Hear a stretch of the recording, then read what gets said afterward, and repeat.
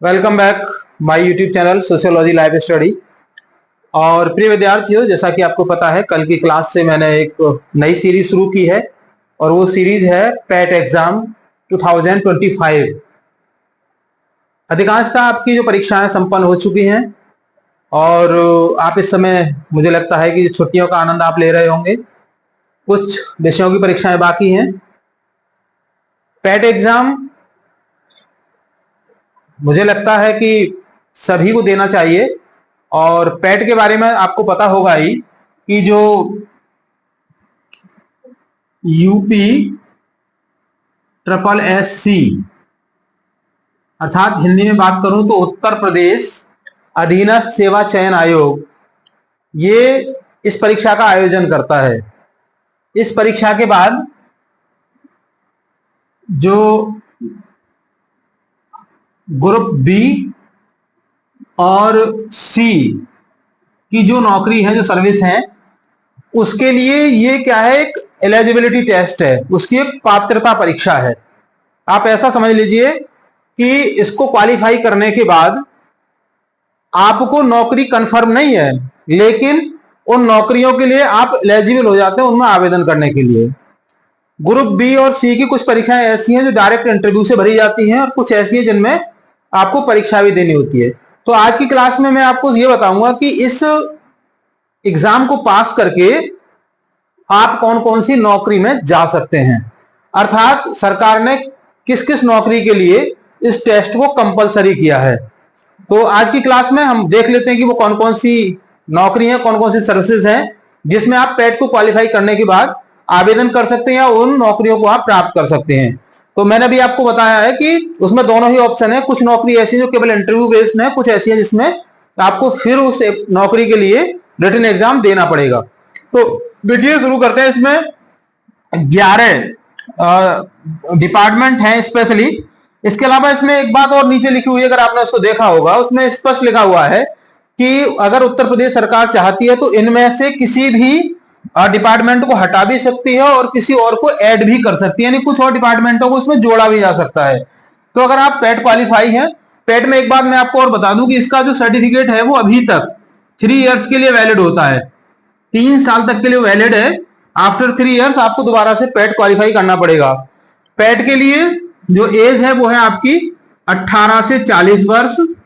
अगर आप इस एज ग्रुप के अंतर्गत हैं तो आप पैट दे सकते हैं। अभी रिसेंटली 2025 वाला जो पैट है उसकी लास्ट डेट ओवर हो चुकी है, यानी कि 17 जून इसकी लास्ट डेट थी और अभी 24 जून तक उसमें करेक्शन किए जा सकते हैं।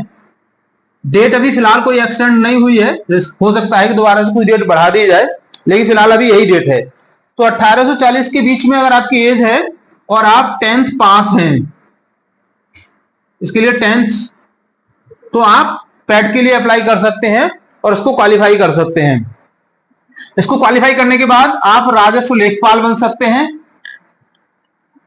दूसरा, इसमें महिला स्वास्थ्य कार्यकर्ता, जो हॉस्पिटल्स में, डिस्ट्रिक्ट हॉस्पिटल्स और कम्युनिटी हेल्थ सेंटर्स, जो CHC होते हैं, PHC होते हैं, वहां पर जो महिला कार्यकर्ताओं की जो वैकेंसी होती है उसके लिए आपका जो एलिजिबिलिटी टेस्ट है, आप एलिजिबल हो जाते हैं।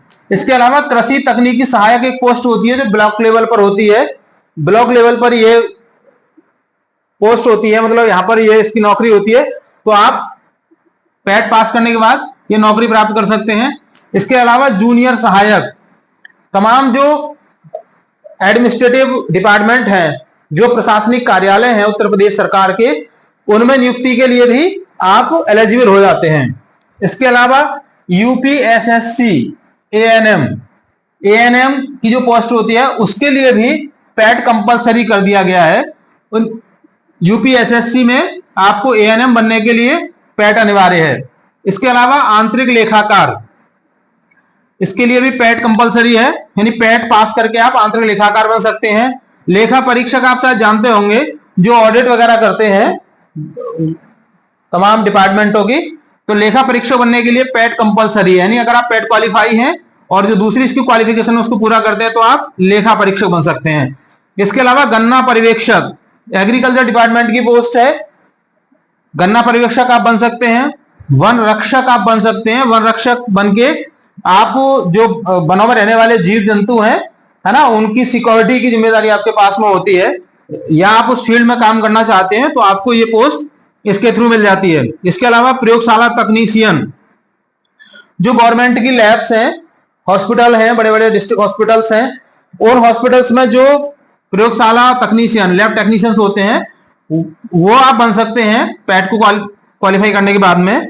और वहीं पर ही आप एक्सरे टेक्नीशियंस, जो मेडिकल कॉलेजेस होते हैं, गवर्नमेंट हॉस्पिटल्स हैं, उनमें एक्सरे टेक्नीशियंस लगने के लिए, या जैसे उत्तर प्रदेश पुलिस का जो डिपार्टमेंट है, या पीएससी का डिपार्टमेंट है, या दूसरे सरकार के जो डिपार्टमेंट है और जो हेल्थ से रिलेटेड है, वहां पर अगर आपको एक्सरे टेक्नीशियन या लैब टेक्नीशियन बनना है तो आपको जरूरी है कि आप पैट क्वालिफाई कर लें।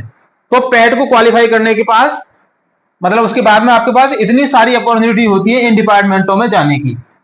तो आज की क्लास में प्रिय विद्यार्थियों बस इतना ही है। कल मैं आपको बताऊंगा कि कैसे आप किस स्ट्रेटेजी के थ्रू आप इस एग्जाम को क्वालिफाई कर सकते हैं। तो so thank you for joining to me. अगर आप चैनल पर नए हैं तो उसको सब्सक्राइब जरूर कर लीजिएगा। वीडियो पसंद आए लाइक शेयर कीजिएगा। मिलते हैं अगली क्लास में, तब तक के लिए जय हिंद।